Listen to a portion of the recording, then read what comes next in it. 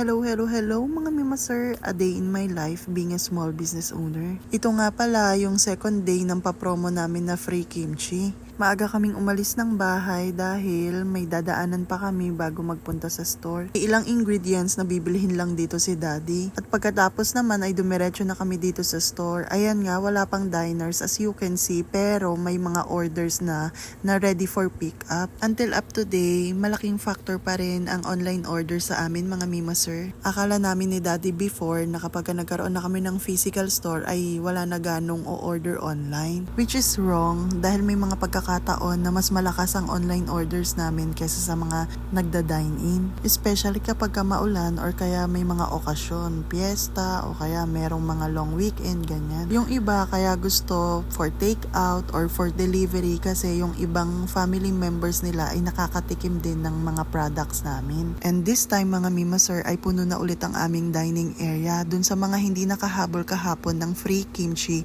ay mga humabol today. O diba, nakakatuwa lang. Pa-free namin na kimchi is homemade yun ni daddy and pang family consumption lang dapat yon. Kaya lang marami siyang nagawa kaya nag-decide siya na ipa-free sa mga magda-dine in that day. Tinanong ko nga din yung waiter namin if ever ba na anong reaction kapag binibigyan niya ng free kimchi yung kada diners.